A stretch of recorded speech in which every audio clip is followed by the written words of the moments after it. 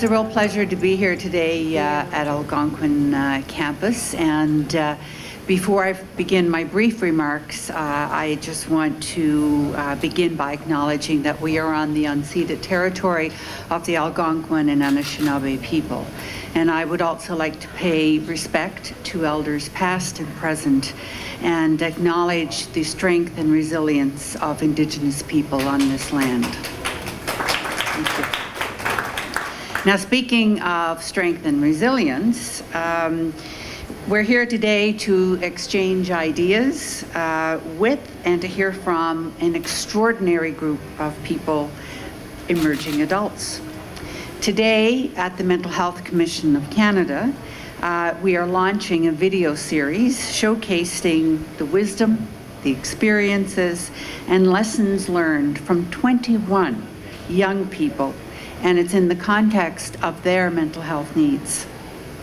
I've said many times that we need to ask people who are in the system, like, what was it you liked about it? What was it didn't work? What do you need less of? And this series gives us a pretty good sense of the answers to those questions. Emerging adults want better collaboration and a much smoother transition to the adult system. They want to be heard, and they want us to meet them where they are, without judgment and without stigma. Like the videos, today's panel is about giving a platform to the people best placed to tell us what they need in today's rapidly changing world. There are new challenges like social media, cyberbullying, and new opportunities like e-mental health. Consider that yesterday cannabis wasn't legal. Today, different case altogether. We've all got to work hard to adapt to a changing pace in today's world.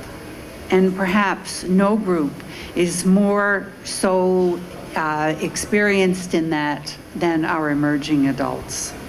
Our goal at the Mental Health Commission of Canada is to support their journey and harness their experience. And as I have learned time and time again, they have a great deal to teach us, and I'm really looking forward to hearing from them. Thank you so much, everybody. I'm Samuel Bro, currently Manager of Communications and Stakeholder Relations at the Mental Health Commission of Canada. It's a great pleasure really to have the panel here.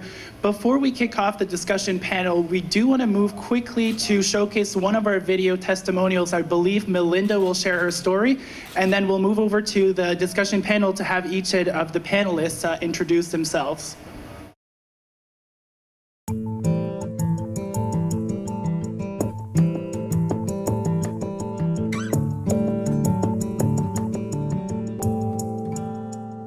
Being an emerging adult and becoming an adult is kind of being able to be an advocate for your own being, I guess. Because before that, when you're living with your parents or your guardians, whoever you're living with, they're your advocates and they kind of make the decisions for you. So that transition was actually really, really hard for me, but I think more so because of the stigma behind like taking care of your mental health and taking care of a mental illness. That prevented me quite a bit from like seeking out help and talking to people about what I was experiencing, but also the fact that there wasn't any like advocacy or resources as an emerging adult. Nobody really tells you where to go or who to go to, especially when you're kind of in that emerging adult phase. One of the most positive experiences that I've had with being an emerging adult and taking care of my mental health is that I am my own advocate. So I was able to like, once I knew where to go and who to go to, I could decide. So what helped me as an emerging adult is utilizing my voice, because we all have one, and utilizing the fact that I can speak out and express how I feel. And once you utilize your voice, people will come and help will come and resources will pour in. So Melinda's story is one that is not much different than that of other Canadians, and really what we've been working over the years is to build consensus. And in 2015, the Mental Health Commission of Canada convened the first consensus statement conference that gathered emerging adults to really tell us what they want, how they see the mental health system serving their needs. So today we've gathered a very experienced and expert panel of lived experience service providers, advocates, and rather than having myself introduce the panel, we thought, well, let's have the experts introduce themselves. And so I guess I'll start maybe with Corinne, if you want to introduce yourself and provide some brief remarks on your thoughts about the specific needs of emerging adults. Definitely. So, hi, my name is Corinne Sauvé. I am recovering from a drug addiction, an eating disorder, trauma, youth homelessness, you name it. My experiences are made up of intersecting problems as it usually happens. You don't have a neatly packaged problem that one service can solve, and that's the position from which I'll be speaking mostly. I am also working in the youth homelessness sector as an advocate and as a researcher, and that's it for me for now. As far as transitioning out of services go, I've been pretty successful at doing so at the youth level, so I'll be a bit more able to speak to the difficulties in getting services where your problems intersect. Hi, I'm thanks. And I'm from Hamilton, Ontario. I've been part of the Mental Health Commission of Canada Youth Council, and a part of that too, where I work part-time as a mental health crisis worker. And apart from that, I do a lot of youth mental health projects. So I'm just here to share a lot of experiences, my own personal experiences regarding depression and anxiety, and my background as well as a refugee coming to Canada when I was in grade 9, and having those experiences of trying to navigate the mental health system and trying to, start my recovery journey. So, yeah, thank you for having me. Appreciate it. Hi, it's a pleasure to be here. My name is Kim Corace. I'm a clinical psychologist and an administrator and a scientist at the Royal Ottawa Mental Health Centre and the University of Ottawa. And I've been working for this field in over 20 years, really in terms of how we can do a better job as providers and those of us working in the system to better create services for young people who have mental health and substance use problems. I started in how I got into this work, specifically in the area for young people, and that is really a frustration on the multiple silos that I saw the young people struggling with our system. They were endless. Silos between the child system and the adult system, silos between the mental health system and the substance use system, silos between mental health and physical health, silos actually from the voice of young people, which we are so fortunate to hear today, and the voice that we didn't actually hear as providers. So there was a lot of things that were separate, a lot of things that were disconnected, and I really was watching every day those negative consequences and those consequences they had for the people and the families that I was trying to serve. And that's how I got into this work. I felt I couldn't just stand by and watch it, but I had to actually do something about it. That's what I do, and that's what I continue to do. And I am so fortunate to work with young people to help me do a better job. I am truly humbled by their expertise, their experience, and their resilience. I learned more from them than I could ever learn anywhere else. That's what drives me to try to make things better from the perspective that I can do that in a way that we can be co-creators with our young people in the work that we're trying to do. So that's why I'm here. Thank you, Kim. Alicia? Hey, so my name is Alicia Raimundo. I'm from Toronto, and for anyone who's interested, I use they, them pronouns. And I got into this work because I'm a person with lived experience. I attempted to end my own life when I was 13 and kind of entered into a system that wasn't prepared to take care of me. And as I bought services and as I figured my way through it, I realized that I was so much luckier than so many of my community members around me who didn't figure it out. I ended up working in mental health, and specifically I work in e-mental health doing services online because I was inspired by how much we needed low barrier services and how much we needed things that were going to meet young people where they were at and where they felt comfortable. I have lost a number of friends and community members to suicide. That it really has broken my heart every single time it's happened, and I just really want to be part of the solution and help other people.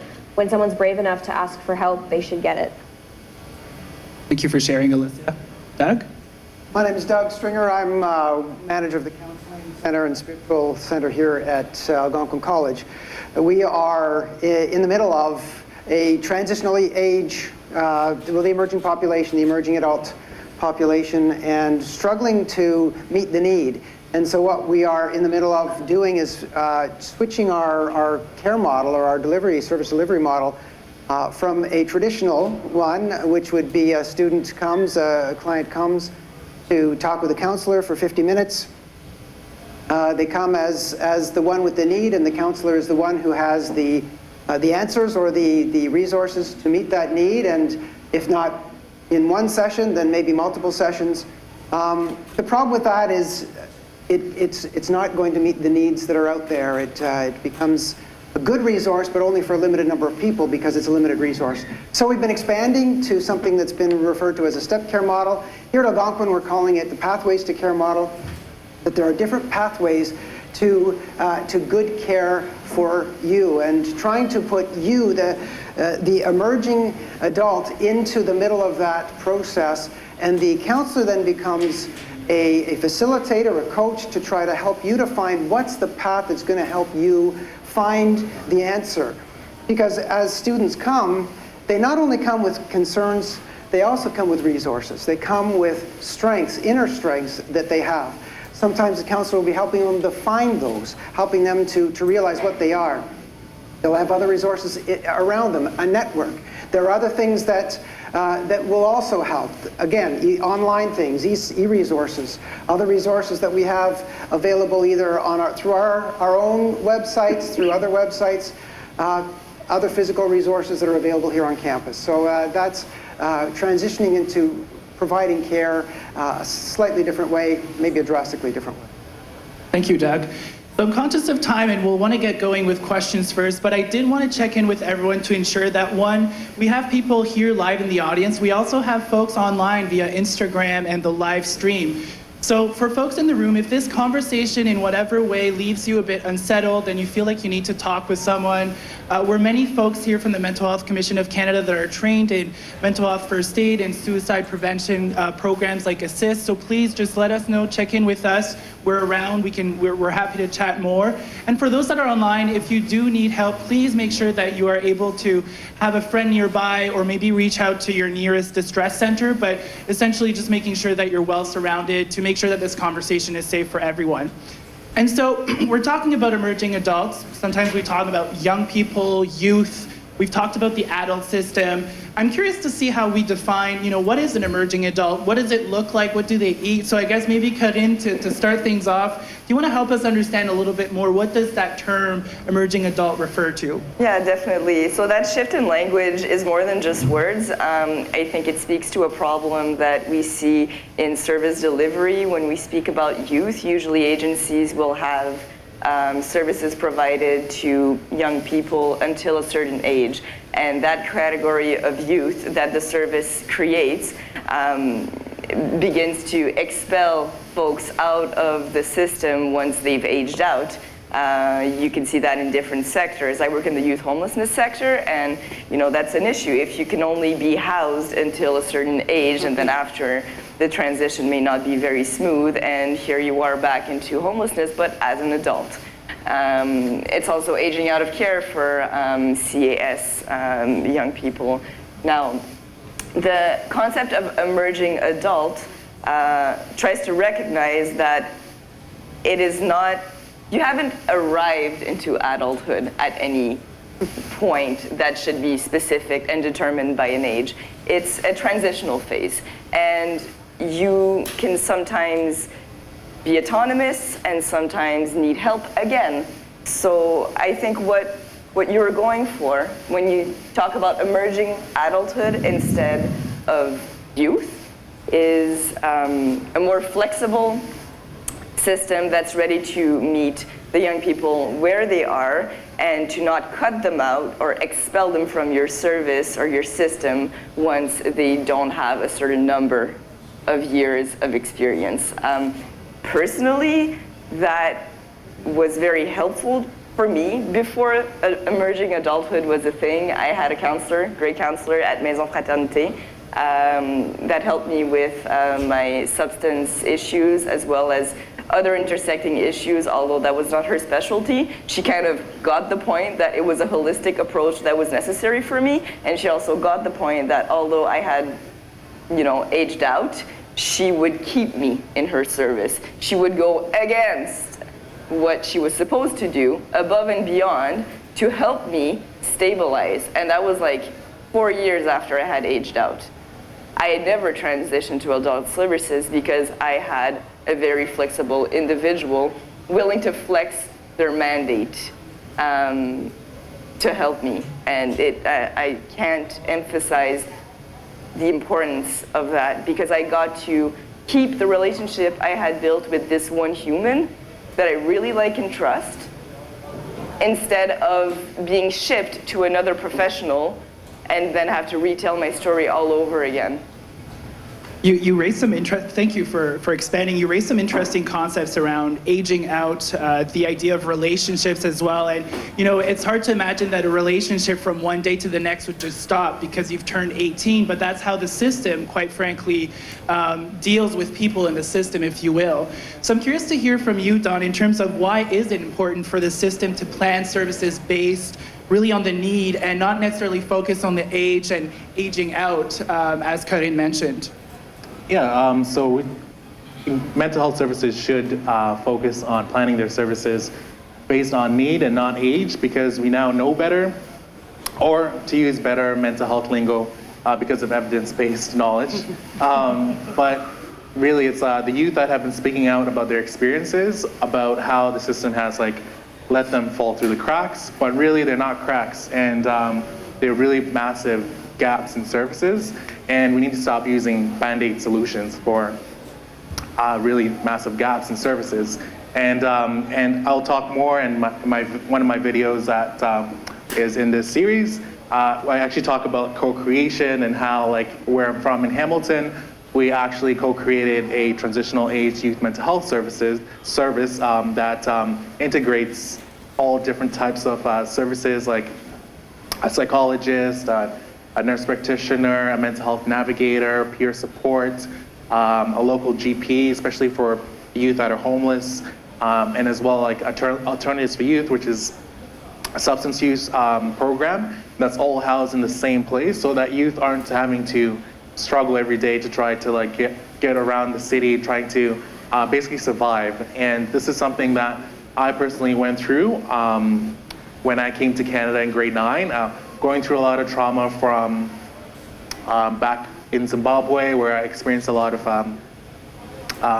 just very traumatic events and incidences that I never got to get trauma support for when I got here in Canada. And it wasn't until I had graduated high school, had gone through homelessness, that I actually ended up getting connected with mental health services. And during that time as well, I lost a lot of time to go through therapy and work through a lot of issues of my own, like depression and anxiety and suicidal thoughts. And so that in and of itself, and that doesn't necessarily negate that someone who has been receiving mental health services from since they are a youth, that the mental health service should cut them at the age of 18.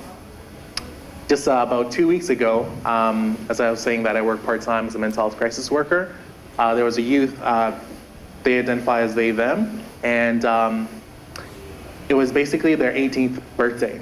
And they came to the mental health crisis center experiencing suicidal thoughts and self-harm thoughts.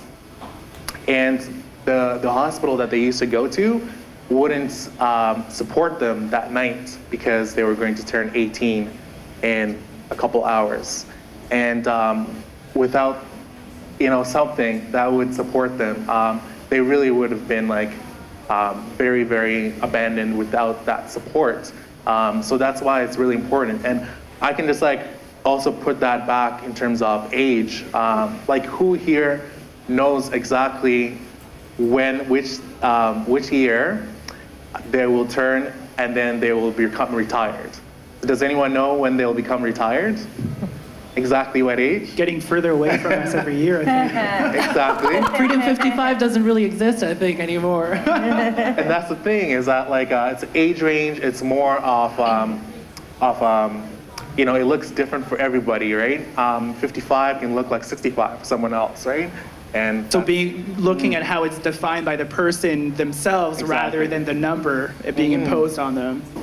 absolutely, and that's where I feel like the mental health system should be definitely heading towards, and it has been. And for some agencies that have been really looking at, you know, the youth experience and trying to get supports in order to get youth involved in the code designing, getting them involved in the service delivery as well for youth that are that engaged and want to support the service to be more youth appropriate, and rather than just like designing the system, you know, without youth input. Yeah, because the and voice, adults have all the solutions, right? That's how it's supposed to go. Not really, based on the challenges that you've shared. I think you also help us keeping it real, because we can, you know, soften things by talking about cracks, but really what we're talking about, sorry for the slip there, but what we're talking about really are gaps. They're huge spaces where people are falling through, and so let's be real. Let's talk about the real challenges, and that one of the young person that you shared, quite frankly, not being able to receive services when they need them the most in crisis. Kim, I'm looking forward to hearing from you, I guess, in terms of from your perspective as a service provider, how do you feel services can be improved? What is already being done, perhaps, feeling that you're probably one of those champions, advocates from the service provider side? Well, I actually just want to pick up on the two things that my colleagues here talked about. And I think what's most important is that I am so pleased to hear your advocacy and how that you guys are contributing to make the system better. But I do think as the service provider, it's incumbent upon us to open those doors, to allow those conversations. I mean, you can share your own experience maybe, but I think we need to open those doors. We need to allow that to happen. We need to say, you know what, we don't have all the answers.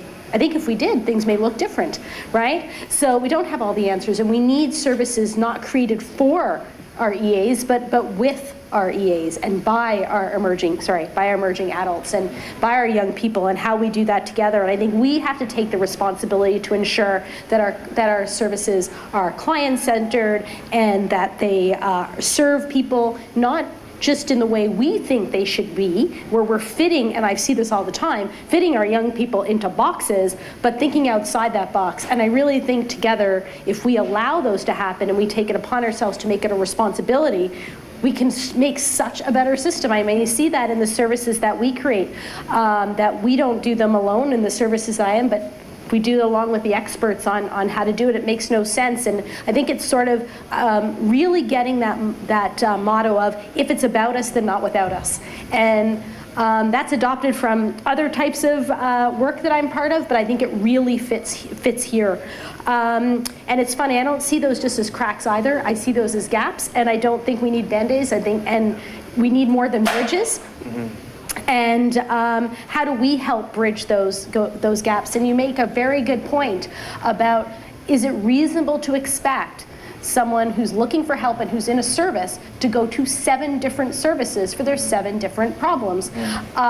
Wait times for those don't make sense. How are those 7 providers going to work together? How do you transfer information? I mean, there's so many systemic issues with having that happen. So we need to figure out how to do those wraparound services. And a lot of my research that I won't get into too much, but bottom line is our young people are different than our adults. They need services provided in a different way. They have different needs. And we need to figure out how to make that one-stop shop where every door is the right door, where we're not turning people away. And just because we don't feel we may have the expertise to serve people, well, we have to figure out how do we get those expertise then, right? I mean, that's not on you to do that, that's on us to do that. And how do we do that by expanding our own competence as providers, or how do we responsible for training those next generation of clinicians to be responsive and to have a system that meets people where we're at? We need to think about systems that are developmentally appropriate, not based on age, but based on development, that are safe, that are low barrier, and I'm so interested to hear what you're going to talk about, Alicia, that are collaborative and flexible, and that are based on empowering people and collaborating with people on their journey, and that we're part of that as opposed to us dictating where people go. You asked me to talk about reflection on progress we've made. I think we've made progress. I mean, the fact that we're all here today speaks to progress. That I think there's awareness. People are talking about this age group as being different. There's research and clinical investments in that in terms of youth hubs and some of the other priority programs we're part of, and that there's this distinct stage. But I think obviously we do still have a ways to go, looking at what the Mental Health Commission has developed in terms of a strategy, in terms of what our local governments are looking at, in terms of what the expertise we bring. There's a ways to go, but without dialogue like this, I wouldn't even know where we got started. Fair point.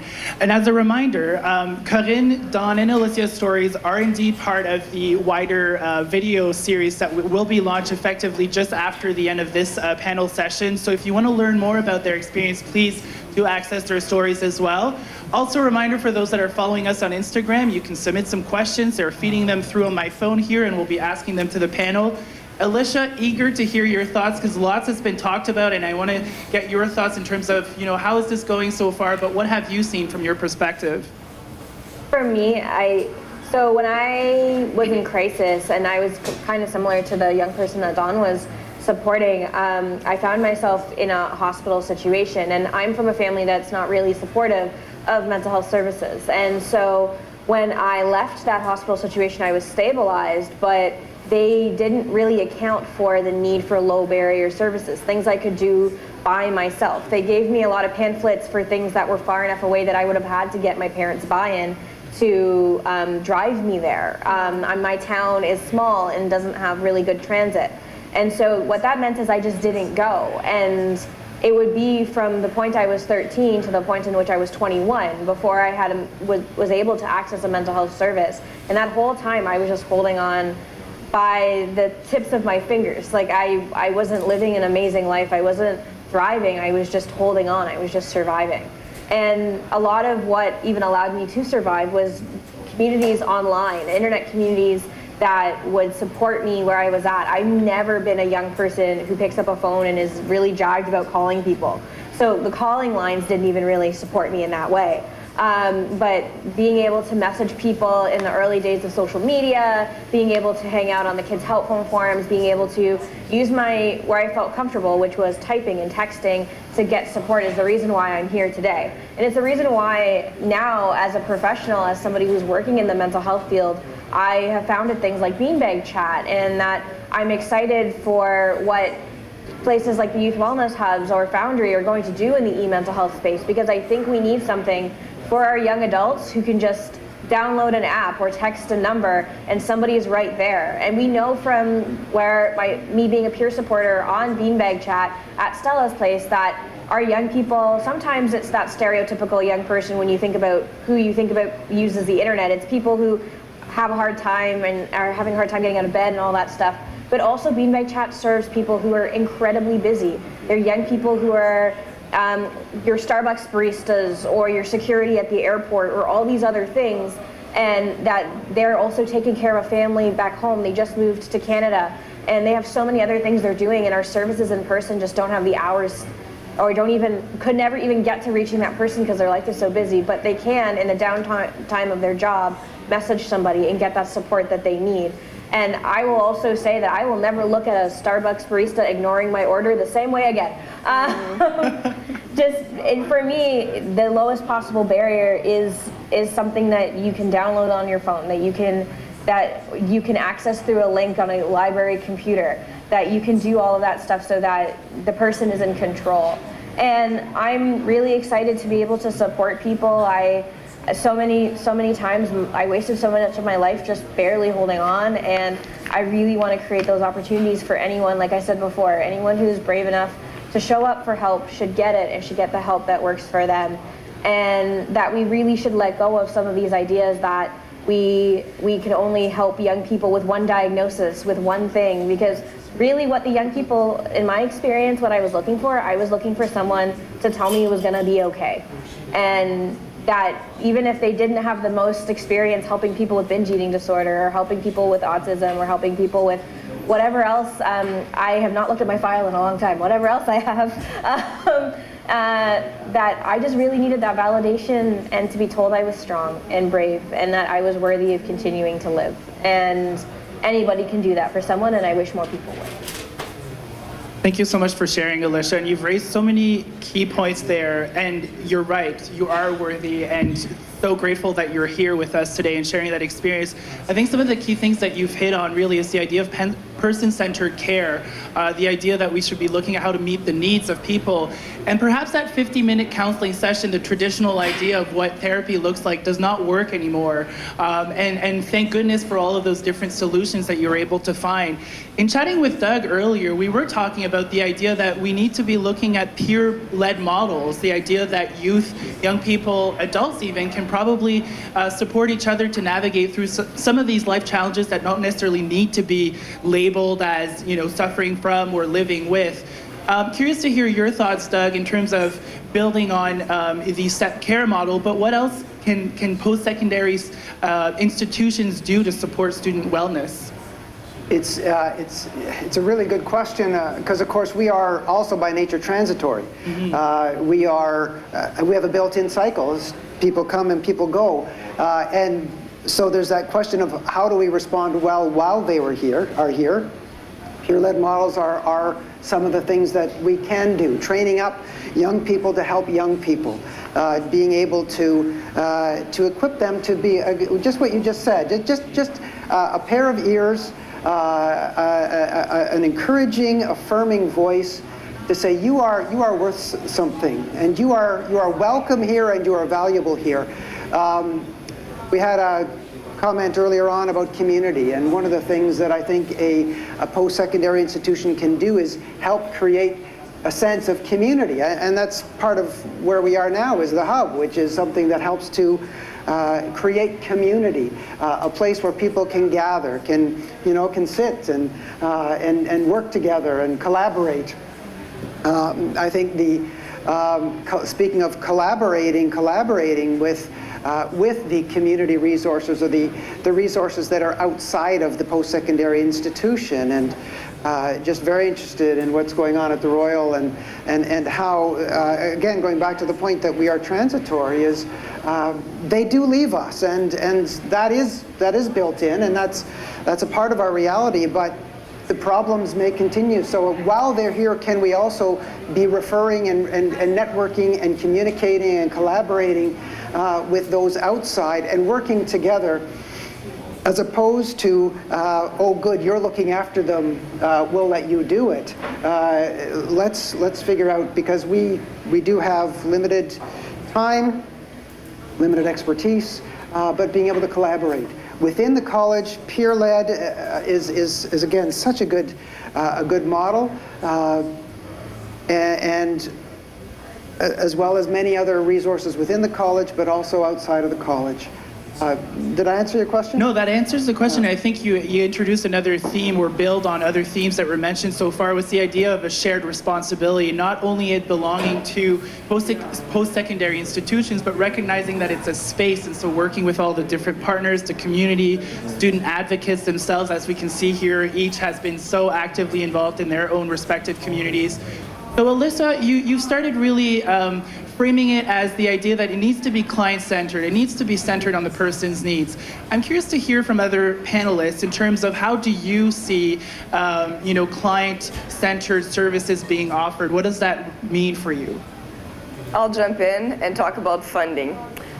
In the youth homelessness sector, mental health sector, all these sectors that really serve the same youth from different angles, to be frank with you. I find that agencies are responsive to their funder requirements because of the funding structure, as opposed to being centered on the person that they're serving.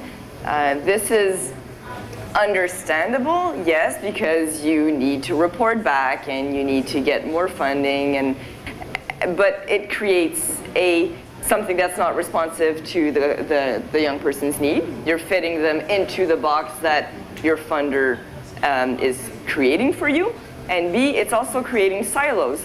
So because I'm only, as an agency, I only need to respond to my funder, what's in it for me to collaborate with this guy and that guy and have a system that works together where the right hand talks to the left hand and then no door is the wrong door? Because that's what happens. It's really confusing. As a young person, when I experienced homelessness, just to name that specific problem, it was, if I wanted a hub of information, I didn't go to a service provider, I went to other youth on the street. They knew where to go because they had navigated it. And when I say navigate, I mean like walking and hopping buses, okay? That kind of investment of time and energy. So yeah, the funding structure needs to be looked at. Maybe if there's more flexibility on that end, there will be more collaboration and integration of services. Dawn, share with us, or could you share with us an idea contrasting it to the experience you were sharing earlier, but what has been an example, perhaps personal or in providing services to others, where you've really seen that shift where it was indeed more client service oriented? Yeah, more person-based, yes. Person-oriented, yeah, definitely seen, especially, let's say, for example, the Youth Wellness Center in Hamilton through St. Joe's, that, they've continued to evolve, and I mean that in that they've created a relationship with the Indigenous communities around Hamilton.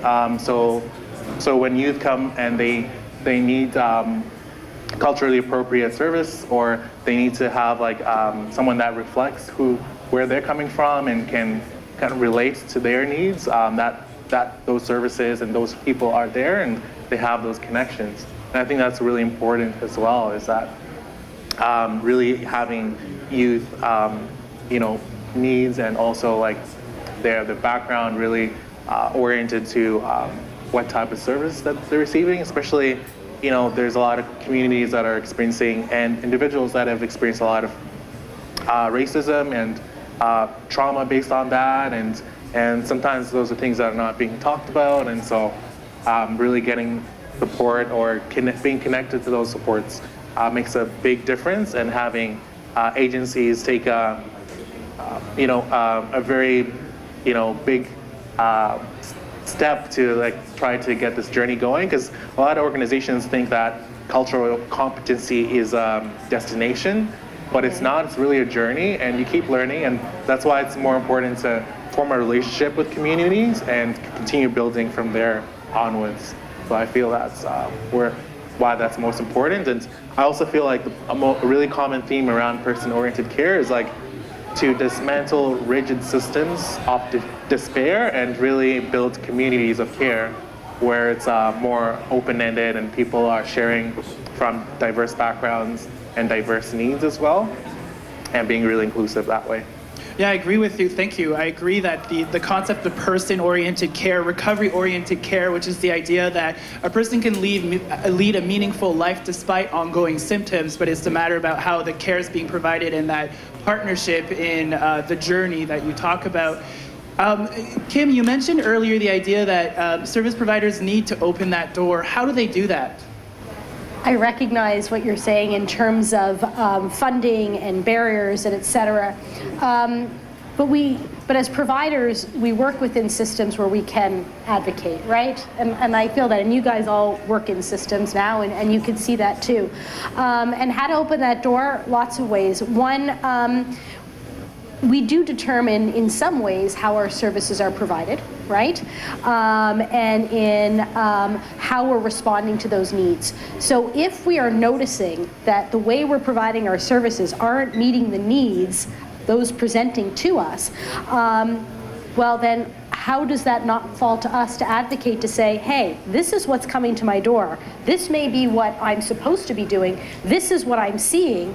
And how do you approach that, not just with your one agency? Because I don't know if the best way to go forward is just single agency by single agency, but rather a collective amongst the agencies, right? So I think we all, as providers in our agencies, may see some common themes on what's being missed and what's being siloed, and where are people not being met where they're at, and where are we not doing the things that we think we need to be doing. And I think if we do that as a collective, and there's lots of tables that providers and those of us who have administrative roles sit at to do that, where we can advocate together to say, hey, as a collective, this is what's being missed. How can we do this together, as opposed to making the person looking for service figuring out how to make that wraparound care. How do we do that within what we have, even within our current resources? Yeah, the fact is, it's kind of going back to the basics. You see something, do something about it. Exactly. If you know that it's not working, how can we improve it? And do it together, because I Yes. think there's strength in numbers. It's not just one person advocating.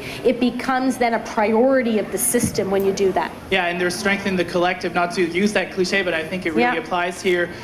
There's a question from the audience. There's also a really pertinent one that came from the the Twitterverse, or I guess the Instagramverse in this case. Maybe, I'm not sure if one of you want to suggest, or imagining that there's someone in the audience that may be struggling with a mental health issue, what advice would you give them today? Maybe Alicia, I know you had some great advice earlier. Not to put you on the spot, but I'm putting you on the spot. I get this question a lot in a lot of different speaking engagements and stuff I go to, and I think just it's hard for people on the cameras to see, but I have a tattoo on my arm that says I am enough, and that is revolutionary. So I think for people who are seeking mental health services, who are maybe they haven't asked for help yet, maybe they have asked for help and they haven't found the right kind of help yet, is that you are enough, that it's okay to fight for your needs. It's okay to tell service providers that are not meeting your needs that they're not meeting your needs. It's okay to advocate for yourself, and if you don't have the energy, or as we say in the mental health community, the spoons to do that, finding somebody in your life who can do that for you. But so often young adults come up to me and they tell me, I'm too crazy, I'm too much, that's why things are not working for you. And I just want people to know that in the history of ever, no person has failed mental health treatments. Mental health treatments have failed people. And that it's okay if things don't work for you to say that, instead of pretending like it does. And if you are sitting at home and you're scared to reach out to somewhere, try something that is, for me, the lowest barrier. Try the Kids Help Phone, or the crisis text line, or a distress center that has a text line to it, and just have that experience in a place that you feel comfortable, and then move up to different places where you might feel trusted. Or if that's enough for you, then that's cool, but if you need an in-person service, that's cool too. I also think this is why young people go through so much internal battles before they ever ask for help. And I think that's true of anyone with a mental health issue, regardless of age. And so if we can make our system the easiest possible thing to use, I think that would be awesome. I remember I was at a community mapping exercise with Access and some post-secondary folks. And I remember my map had to do with all the things I did before I ever asked for help, and all the clinicians' maps had to do with all the things you had to do after you asked for help. And then when you pair those two things together, it's not a surprise we lose people to suicide. Because that's a lot of energy and a lot of work. And so I would just tell that person, yeah, you're good enough to ask for help. This broken system's not on you, and if something's not working, it's okay to say it. Thank you so much. I think all of us could have benefited from that sound voice and advice that you share right now. We're going over to a question from the audience. I'm Justin. We have a gentleman here who has a question. Hello, okay, just a quick background first. When I was 18 years old, I met with a car accident and fell into a coma. Upon waking up, I was diagnosed as a quadriplegic and to go mentally insane. I proved both those diagnoses wrong by returning to university the next year. I graduated even before doctors said I could. And the way I recovered was not through speaking to mental health care people. I actually would speak with strangers and tell them about my issue, and I wouldn't end it as I was depressed or something. I would tell them, if I was able to do so much after falling into a coma, imagine what you could do. And I would not speak to any stranger. I would speak to people who look depressed to me. And you don't know the amount of hugs or thanks I would get after talking to them. So basically my question is, like, the youth of today, they're all being taught to become adults as soon as possible, which is completely wrong because their minds are still developing, and adults themselves get into so many problems. Like depression affects adults way more, but now you see 4 and 5-year-old children with a depression, and I'm like, why do you have to like get youth to transform into adults even when they have to enjoy it at the stage when they have to enjoy their childhood? Like, why can't they just be kids? Thank you for that question. Curious to open it up to panelists. It's an interesting, so first I wanted to acknowledge and thank you for the comment and sharing your experience as well. And I think you point to the important concept of just having conversations even with strangers. Just have conversations. Can we just have conversations, kind of like what Doug was saying earlier, the idea of creating open spaces and not feeling like we're living parallel lives, which I think you built on earlier, Alicia. The idea that we all have to aim for success and not admit to ourselves and each other when we're feeling down or if something is really complex in our life. But I guess how can we, to get back to the nucleus of your question, how can we build those relationships between adults and young people as well, I guess, in some ways? I'm not sure, Kim, maybe to put you on the spot, but I'm putting you on the spot. I wonder if your question too, or your comment too, or I think you somewhat answered your own question actually. So just to go with what you said, maybe I'm wrong, but I think you actually speak to connection, right? And the importance of not feeling alone, and that's what I think we've heard along the panel, having some normalization of your experience and being able to feel like you're in a community that may be supportive and one that listens and one that hears you. And I don't think we can underestimate how important a community that's organized in that way, that creates that. Do we need to have everyone in the healthcare system to have wellness? That doesn't make any sense, right? We need to have wellness within our communities and communities that have way to support this. And I mean, yes, I'm a professional working in a hospital, but I also live here in Ottawa. I am a neighbor and I am a friend and I shop at the grocery store and I walk down the street, and recognizing that we're part of a larger whole and how our small interactions, whenever I have these interactions, I think about them a while later. People do randomly talk to me on the street, and I will pretty much talk to anybody. And I always think about, that may have meant something to somebody at that point. And I think that's the point you bring up. Sorry, I don't know your name. Daryl. I think that's the point you bring up, Daryl, that those small interactions that we have, we shouldn't forget how that humanity in that and what that may actually mean for someone for that day or for their next step. So thanks for sharing. It's what connects us all, the human collective experience. I'm conscious of time, and I know that we'll have to wrap things up pretty soon, correct, Heather? We do, but we have one more question. Okay. Do you want to take that? Yeah, I think we take one more question and then maybe ask everyone for their fine elevator pitch in 30 seconds or so. Okay. Yeah. Hi everyone, my name is Stephanie and I'm an international student. I realized since coming to Canada, I have actually seen and heard of things, but mental health as well as addiction is a part of my course that I'm doing. I'm in the Community and Justice Services program. And what I realize is that there's a lot of stigma that is attached. So I would like to know how we can go about as an individual or as a group, collective group, to work on eliminating those stigmas that are attached to mental health. I think that's a perfect way to end the conversation here today. So we'll end with your question, which is how do we collectively continue to combat the stigma facing mental health and substance use, to your point, really, how do we collectively address this stigma? And I'll open it up for each of you to comment and end this discussion panel today. So maybe we'll start with Corinne. Absolutely. Thanks, Stephanie, for your question.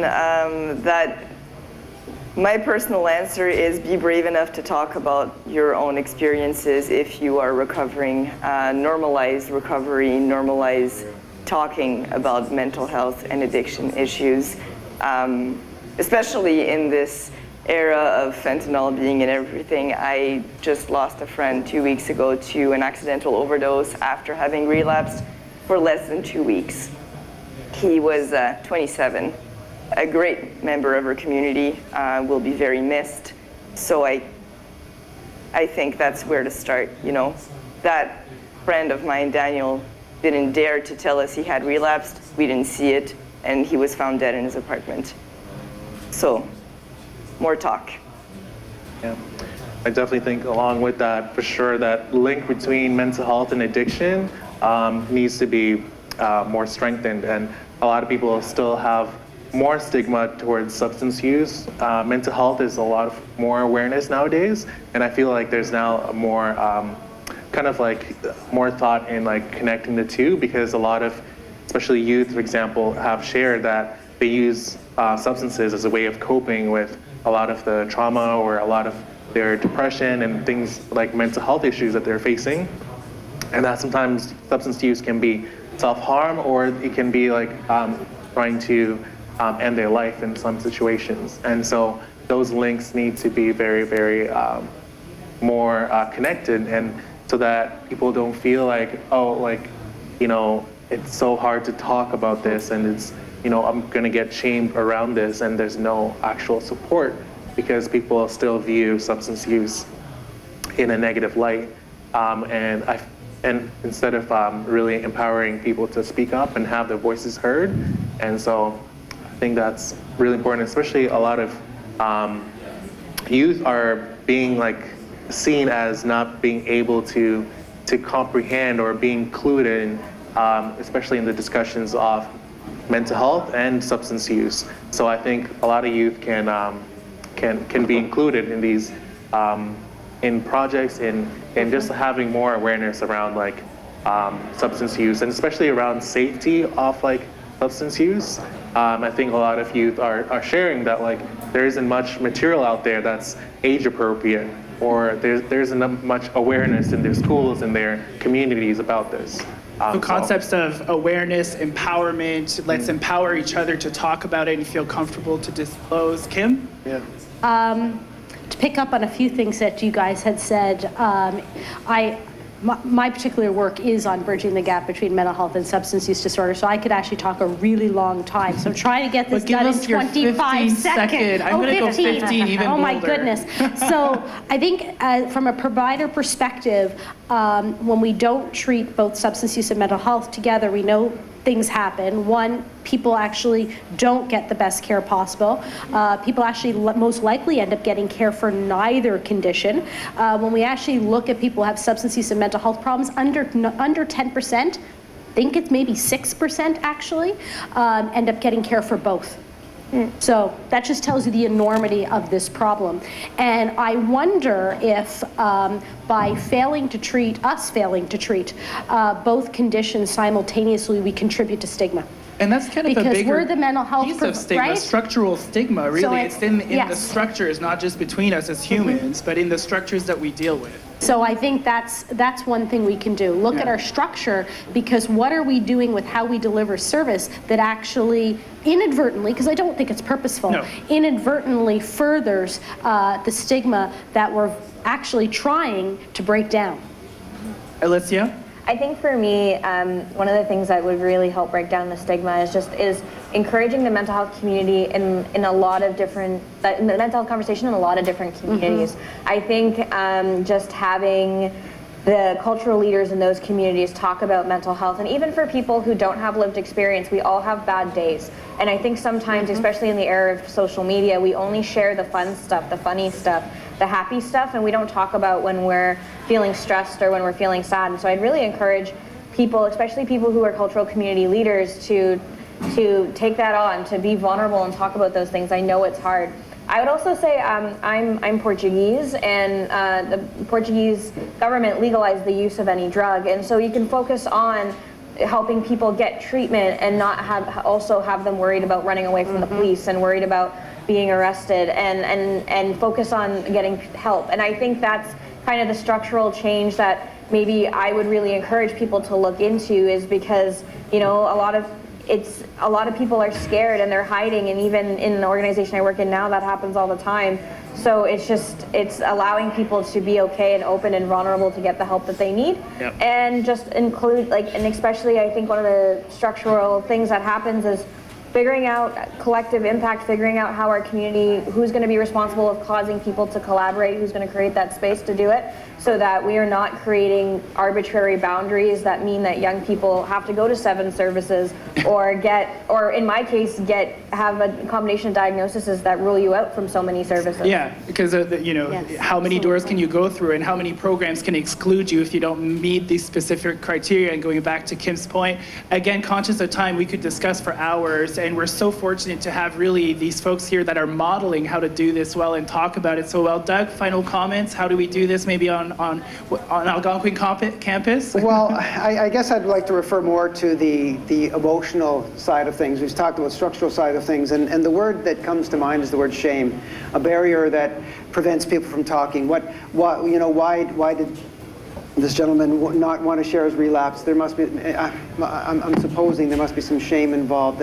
And if we can lift shame, if we can lift the shame and say there is no shame in relapse, there is no shame and in having mental illness. You made a really good point about you can have symptoms but still live well.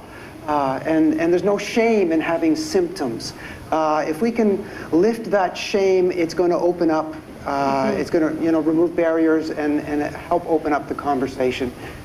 No single answer, but I think all of these are components. I almost feel like saying amen right now. Thank you so much. Well, with that, we really have to wrap up, but thank you so much to this panel that really, wealth of experience, but really can model. And if everyone could model what you've said and spoken about and poised, I think our society would be so much better. And so I think we can be encouraged by the ideas and solutions that are presented today and those that are occurring. I want to remind everyone, of course, that we are launching this video series effectively right now. So after this event, you can go on our website, mentalhealthcommission.ca, or check out the YouTube to watch the videos, and you'll hear the stories from the panelists here and others, as well as Melinda and Elise. And of course, I want to thank everyone from iPolitics and the team behind this. I'm just here as a talking head, but there is a project team behind this work. Cam Tello, Lynette Schick, as well as Liz Wickfull from the Knowledge Exchange Center, who are really the folks behind this, producing and working with the fabulous emerging adults in sharing their stories and really building our efforts to remind policymakers, service providers about why it's so important to listen and engage and really follow the lead, I think, in some ways, of young people, because they are effectively leading the way. So I think that's a wrap for my part, but thank you for joining the conversation here in person, live on, and I'm going to get this right, on Instagram, and I'll pass it back over to you, Heather, for a final word. Yes, thank you very much, Sam. I think we should put our hands together for Samuel Bro for giving us a fabulous discussion, and it's really hard to lead those. I am just so impressed with the strength and resilience of the 3 emerging adults who are featured on their videos, on the video launch. Alicia, Dawn, and Corinne, you're an inspiration, and I think you should give everyone reason for optimism, because your voice matters, and your voice matters too. And that's one thing we've learned today, and that's what we represent at iPolitics. Your voice matters, whether it's the grassroots level or the upper echelons of government. Every family has been affected by mental health issues. So let's get on the same page, give everyone a voice, and feel free to log in anytime and watch this panel discussion, or get onto the website, watch the video, and make a comment, because your voice will be heard. Thank you very much for joining us today. Also, Algonquin College for their amazing support in collaborating. It's a community effort. So thank you very much. It's a wrap.